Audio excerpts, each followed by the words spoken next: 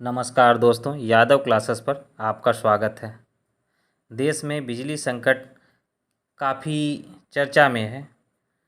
तो आज का हमारा टॉपिक है कि क्यों ये बिजली संकट हमारे देश को देखने को मिल रही है। चीन की तरह हमारे देश में भी बिजली संकट काफ़ी जटिल समस्या इस समय बनी हुई है। तो इस चीज़ को समझने के लिए हम ये समझेंगे कि इसका कारण क्या है और इसके क्या उपाय हैं और ये कितनी बड़ी समस्या है। इन तीनों टॉपिकों पे हम चर्चा करेंगे। पहले हम देखते हैं कि चीन में क्या कारण था कि चीन में इतनी बड़ी बिजली संकट की समस्या उत्पन्न हुई। तो चाइना का कारण ये रहा कि कोविड काल के दौरान पूरे वर्ल्ड ने चाइना को एक तरह से उसके लिए दोषी माना और ऑस्ट्रेलिया उसमें मुखर था दोषी मानने में। तो चाइना ने उसके साथ आयात करना बंद कर दिया कोयला का, जिसके चलते उस समय तो कोविड काल के दौरान उसकी अर्थव्यवस्था बंद थी, तो उस समय उसका प्रभाव नहीं पड़ा। लेकिन जब कोविड थोड़ा धीरे हुआ और कम होता गया तो इस चीज़ की समस्या का प्रभाव एकाएक पड़ गया उसकी अर्थव्यवस्था पे, और अर्थव्यवस्था पे इतना व्यापक प्रभाव पड़ा कि उसके यहाँ बिजली संकट आ गया। अब देखिए, वैसे ही समस्या क्या हमारे देश में है कि आयात नहीं हो पा रहा है बिजली बनाने के लिए कोयला, या कोई और। तो हमारे देश में पर्याप्त कोयला के संसाधन हैं, जिसके चलते हम लोगों को बिजली समस्या में कोयले की कमी बाहरी देशों पर ज़्यादा आश्रित नहीं होने की पड़ती है। तो आइए आज हम चर्चा करते हैं कि हमारे देश में क्या कारण रहा कि इतनी बड़ी समस्या ये हुई। तो उससे पहले देखने से पहले ये देखते हैं कि इसका कितना व्यापक प्रभाव है हमारे देश में। तो इसके व्यापक प्रभाव को देखते हुए आप ये देखिए कि उत्तर प्रदेश में जो भी तापीय विद्युत संयंत्र हैं उस पर क्या प्रभाव पड़ा है। लगभग जितने भी तापीय विद्युत परियोजनाएं हैं उत्तर प्रदेश में, वो लगभग उनके पास 2 या 4 दिन या 10 दिन ऐसे ही कोयला बचे हुए हैं। ऐसे ही समस्या पंजाब, महाराष्ट्र, बिहार, उड़ीसा, दिल्ली आदि राज्यों में देखने को मिल रही है। और हमारे देश में 135 पावर प्लांट हैं जो कोयले से चलते हैं, और इनमें से आधे पावर प्लांट जिनके पास अब कोयला या तो 1-2 दिन का बचा है या लगभग ख़त्म हो गया है, ऐसी स्थितियां बंद हो गई। कई संयंत्र तो बंद हो गए हैं। तो आप बेसिक्स क्वेश्चन करेंगे कि 1-2 दिन का कोयला बचा है, यानी तब तो 1-2 दिन के बाद से बिजली बंद हो जानी चाहिए। तो ऐसी समस्या नहीं आएगी, क्योंकि कोयले का लगातार उत्पादन बढ़ाया जा रहा है और रेल के माध्यम से कोयले को हर जगह पहुंचाने की कोशिश की जा रही है, जिससे ये जो कमी है उसकी कमी का प्रभाव कम किया जा सके।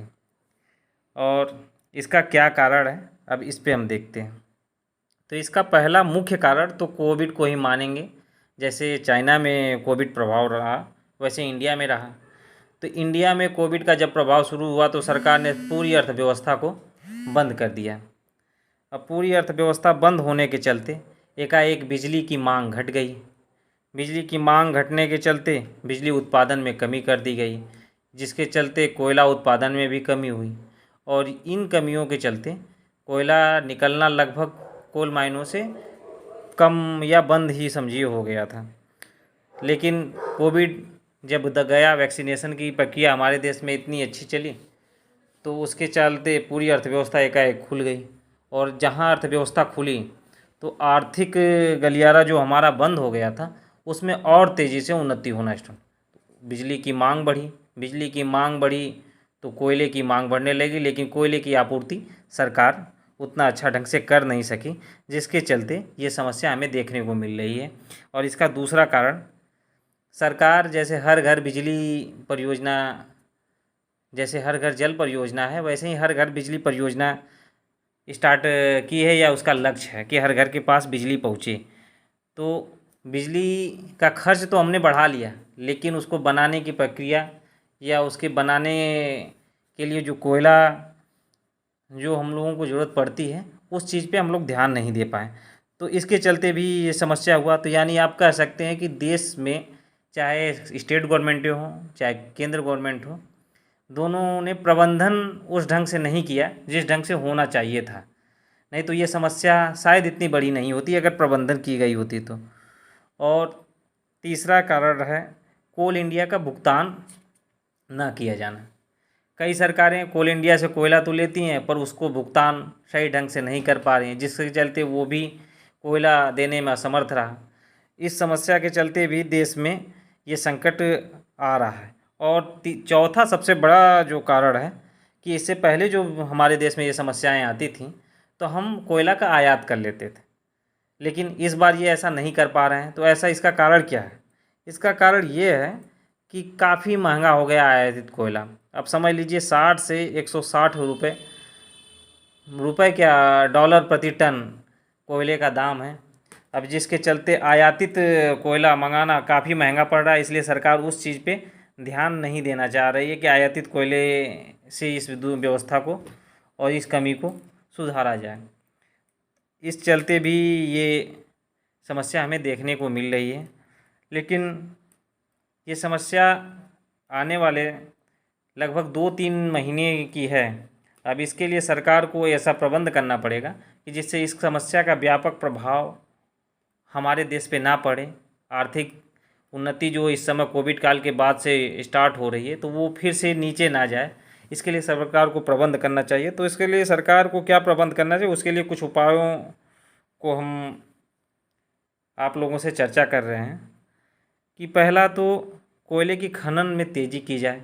अब केंद्र गवर्नमेंट को पूरी तरह से सक्रिय होकर इस मामले को देखना चाहिए। केंद्रीय गृह राज्य मंत्री अमित शाह जी इस मुद्दे को लेके काफ़ी एक्टिव भी दिख रहे हैं। तो ये खनन की प्रक्रिया को तेज़ी से करना चाहिए।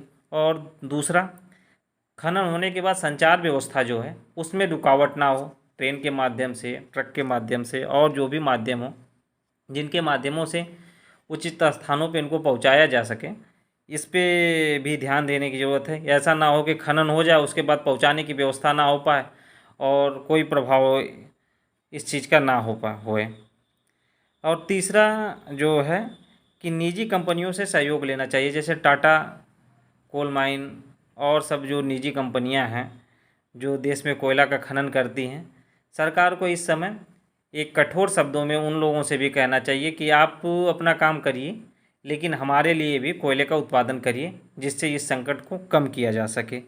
और चौथा कारण जो है सरकार के पास है लेकिन सरकार उसको करना नहीं चाह रही है, आयातित कोयले को।